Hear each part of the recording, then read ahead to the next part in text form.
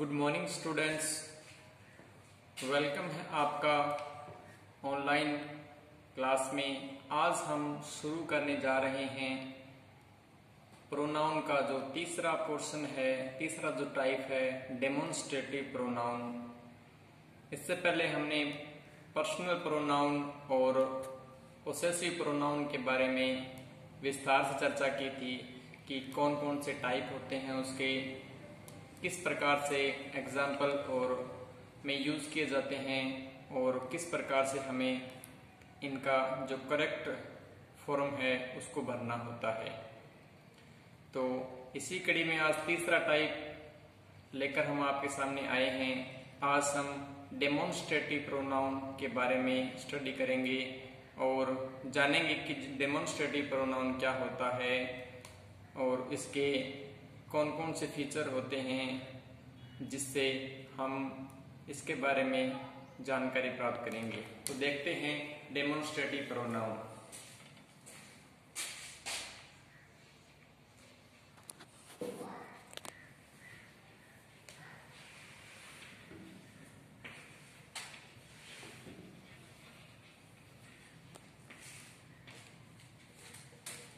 Demonstrative pronoun में हमारे सामने डेमोन्स्ट्रेटिव जो प्रोनाउन होता है उसको हिंदी में कहते हैं संकेतवाचक, या किसी भी चीज को संकेत करके इशारा करके बताना कि ये क्या चीज है। जैसे दैट, जैसे दिस, दैट, दीज, दोज, सच और द सेम। ये 6 टाइप के डेमोन्स्ट्रेटिव प्रोनाउन होते हैं और मैक्सिमम बार इनका एडजेक्टिव के रूप में भी यूज किया जाता है, यानी हम इसको 2 टाइप में लिख सकते हैं। कई बार इनका जो प्रयोग होता है वो एडजेक्टिव के रूप में होता है, एडजेक्टिव यानी विशेषण के रूप में होता है जो नाउन की विशेषता बताते हैं। This, that, these, those, such, the same. सबसे पहले हम दिस और दैट के बारे में, दीज और दोज के बारे में बातचीत करेंगे। तो जो दिस और दीज होता है इनका एक जोड़ा होता है, एक पेयर होता है इसका। तो इसका एग्जाम्पल की बात करें, जैसे this is a book, this is a book, these are cats। अगर दिस की बात करें तो दिस का जो यूज होता है वो नजदीक की वस्तुओं को डेमोन्स्ट्रेट करने के लिए, नजदीक की वस्तुओं की ओर इशारा पॉइंट आउट करने के लिए यूज करते हैं। और जो दीज होता है जो नजदीक की वस्तुओं के लिए यूज करते हैं, लेकिन इसका प्रयोग प्लूरल नाउन के लिए किया जाता है। और जो दिस होती है उसका प्रयोग हम सिंगुलर नाउन के लिए करते हैं। यहाँ पे दिस इज ए बुक, ये बुक है और ये सिंगुलर है, ये सिंगुलर है। और दीज आर कैट्स, इसका प्रयोग हम प्लूरल के लिए करते हैं। इसके साथ जो नाउन यूज होगा वो हमेशा प्लूरल होगा। तो ये प्रोनाउन की तरह यूज हो रहे हैं। अगर this is a book, these are cats, plural. Demonstrative pronoun this, that, these, those, such, the same, इनका प्रयोग हम एडजेक्टिव के रूप में भी करते हैं। जैसे this book is mine, this book is mine. अगर नाउन के तुरंत पहले अगर इनका प्रयोग होता है तो वो एडजेक्टिव के रूप में होगा, और अगर इसका प्रयोग सब्जेक्ट के रूप में होता है यानी इस नाउन के लिए होता है, तो हमें दिस का प्रयोग यहाँ पे करना है, हेल्पिंग वर्ब से पहले करना है। तो यहाँ पे जो दीज का जो प्रयोग हुआ है वो कैट्स के लिए हुआ है। इसकी सेकंड टाइप में कह सकते हैं। तो दीज का प्रयोग कैट्स के लिए हुआ है, दिस का प्रयोग बुक के लिए हुआ है। इसी प्रकार यहाँ पे this book is a mine, तो ये जो बुक है दिस बुक यानी यहाँ पर जो किताब पड़ी हुई है उसके बारे में इसने कहा है। उसी प्रकार हम देखते हैं कि कई बार दैट का प्रयोग भी दैट और दिस, दैट और दोस इनका एक पेयर होता है, जैसे that is a table, that is a table और दोज आर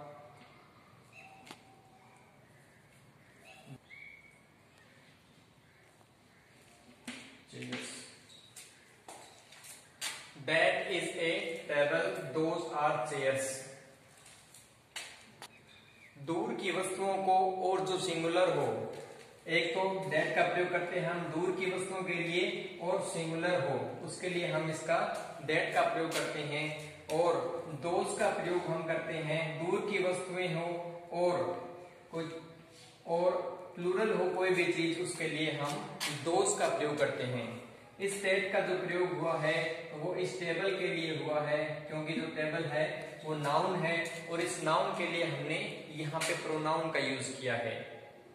और इस दोस का जो यूज है वो इस शेयर्स के लिए हुआ है, एक से ज्यादा चीजों के लिए हुआ है, और ये नाउन है और इस नाउन के लिए इस प्रोनाउन का प्रयोग हुआ है। तो हम कर दिया। अब हम जानेंगे कि द सेम,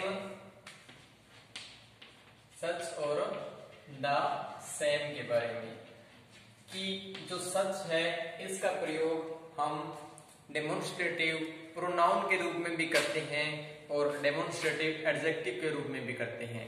कई बार हम देखते हैं कि जो सच है इसका प्रयोग नाउन के लिए होता है और नाउन के तुरंत पहले भी इसका प्रयोग होता है, जैसे he is the house owner and as such he has the right to maintain the house।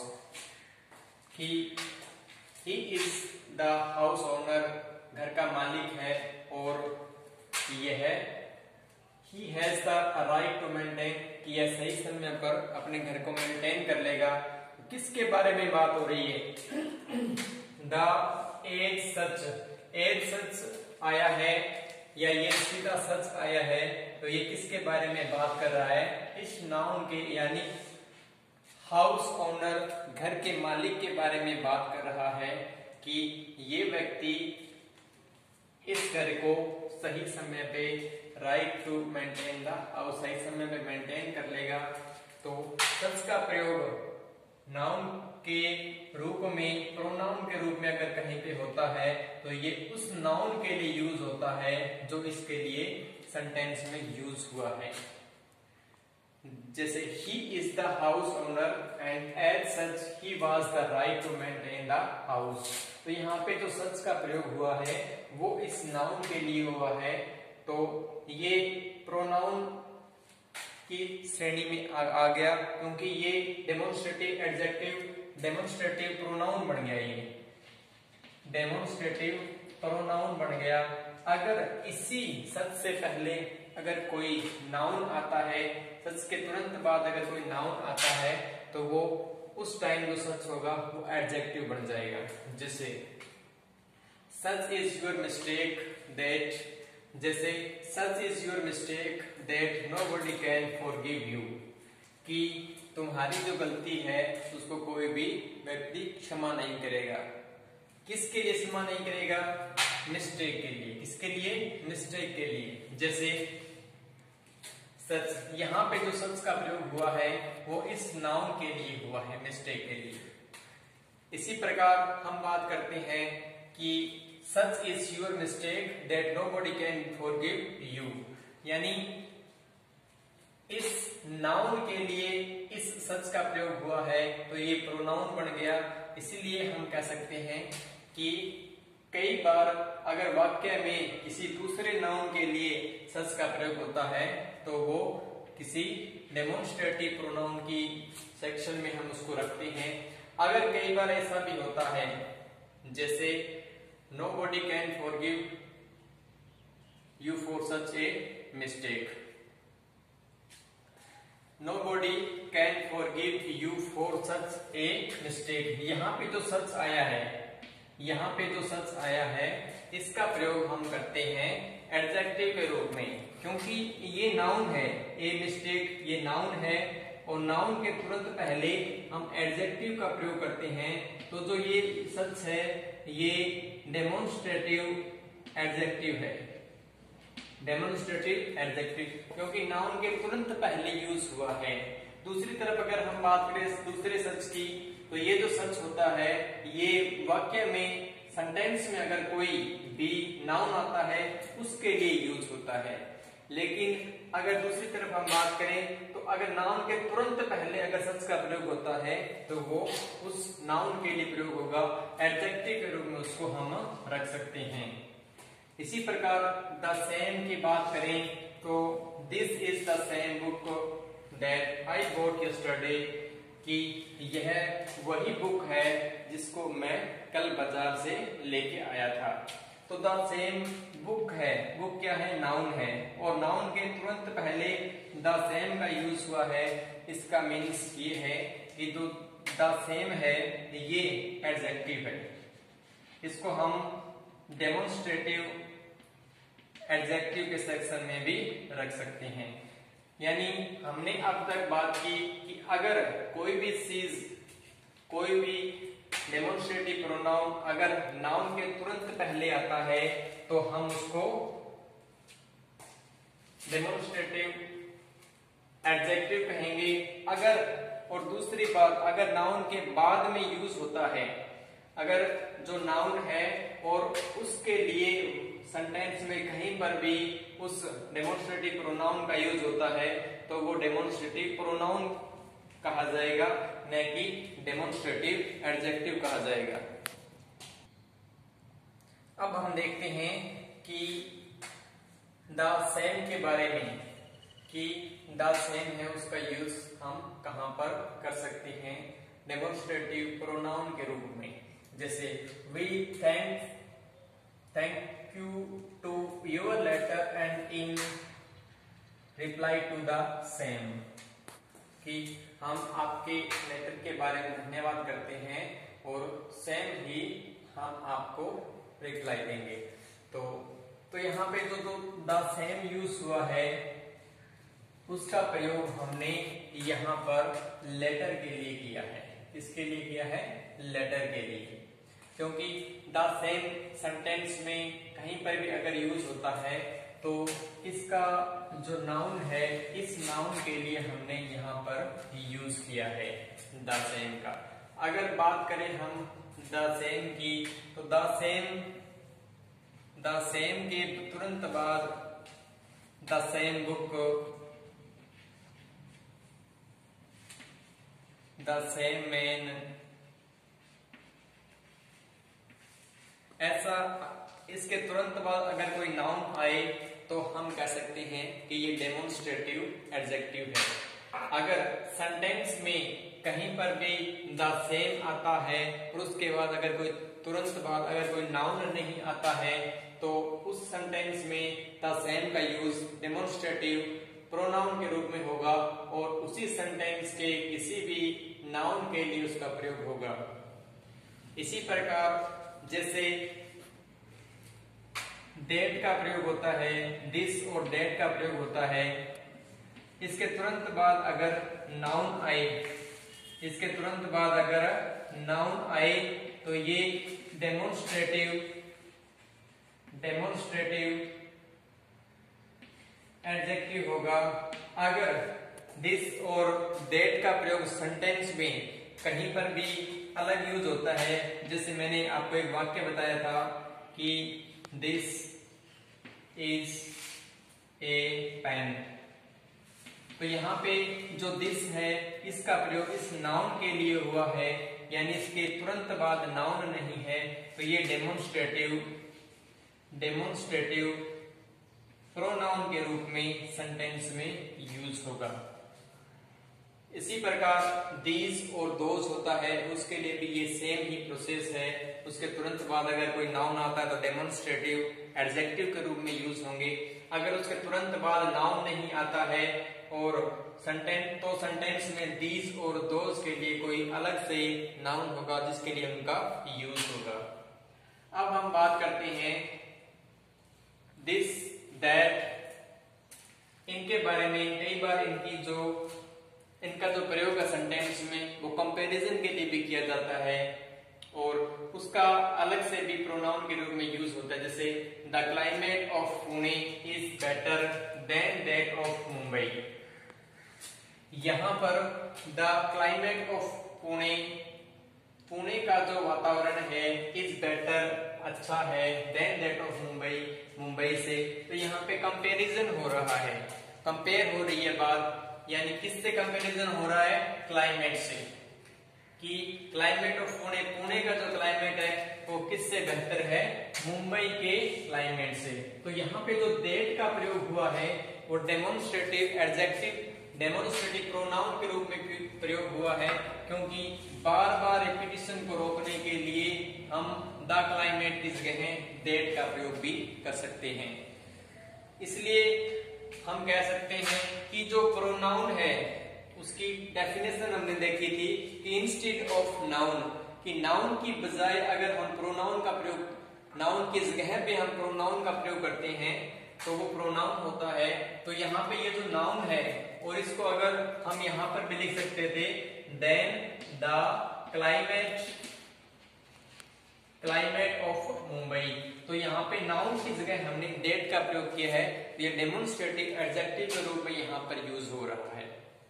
इसी प्रकार हम देखते हैं कि the street of Delhi, the street of Delhi are wider than those of Mumbai, कि जो मुंबई की, दिल्ली की जो गलियां हैं, दिल्ली की जो स्ट्रीट है वो मुंबई की स्ट्रीट से वाइडर है, मुंबई की स्ट्रीट से चौड़ी है। तो यहाँ पे कंपैरिजन हो रहा है द स्ट्रीट ऑफ दिल्ली और मुंबई की स्ट्रीट के बीच। तो हम यहाँ कह सकते हैं कि यहाँ पे जो दोज का प्रयोग हुआ है, यहाँ पे दोज का जो प्रयोग हुआ है वो किसके लिए हुआ है? स्ट्रीट्स के लिए हुआ है। मैंने बताया था कि दोज कोई भी दूर की वस्तु हो और वो प्लूरल हो उसके लिए हम यूज करते हैं। तो यहाँ पे जो स्ट्रीट्स हैं वो क्या है? प्लूरल है, इसके लिए हमने दोज का प्रयोग किया। अगर सिंगुलर होता तो हम दैट का प्रयोग करते। तो अगर हम यहाँ पे ये दोज, इस स्ट्रीट्स के लिए हम दोज का प्रयोग करें, अगर यहाँ पे हम इसका प्रयोग करते जैसे the streets of Mumbai, the streets of Mumbai, तो यहाँ पे जो सेंटेंस की जो ब्यूटी है वो खत्म हो जाती है, क्योंकि बार बार हम नाउन का प्रयोग कर रहे हैं। तो इससे हम कह सकते हैं कि नाउन की जगह अगर प्रोनाउन का प्रयोग करें तो जो सेंटेंस है वो दिखने में सुंदर लगेगा और बार बार नाउन का रिपीटिशन नहीं होगा। इसीलिए ये जो दोज है ये एक प्रोनाउन है, यहाँ पर इसका प्रयोग नाउन एडजेक्टिव की तरह नहीं होता है। जैसे अगर यहाँ पे ऐसा होता दोज कैट्स, तो हम कह सकते हैं कि ये जो दोज है ये प्रोनाउन नहीं है, यहाँ पे एडजेक्टिव है और यहाँ पर इसका प्रयोग प्रोनाउन के रूप में हुआ है और यहाँ पर इसका प्रयोग एडजेक्टिव के रूप में हुआ है। तो हम कह सकते हैं कि दिस, दैट, दीज और दोज, सच और द सेम, इनका प्रयोग हम नाउन और एडजेक्टिव दोनों के रूप में करते हैं। अगर हम सेंटेंस में कहीं पर भी इनका प्रयोग करते हैं और उनके तुरंत बाद अगर कोई नाउन नहीं आता है तब हम कह सकते हैं कि ये प्रोनाउन के रूप में यूज हुए हैं। अगर सेंटेंस में कहीं पर भी इनका यूज होता है और उसके तुरंत बाद अगर नाउन आता है तो हम कह सकते हैं कि इनका जो प्रयोग है वो एडजेक्टिव के रूप में हुआ है। इस प्रकार हमने आज this, that, these, those, such और the same, इनके बारे में जाना। कल हम बात करेंगे इसके आगे अन्य टाइप पे और देखेंगे कि उनकी क्या विशेषता होती है, किस प्रकार वो नाउन, एडजेक्टिव और प्रोनाउन की तरह यूज होते हैं।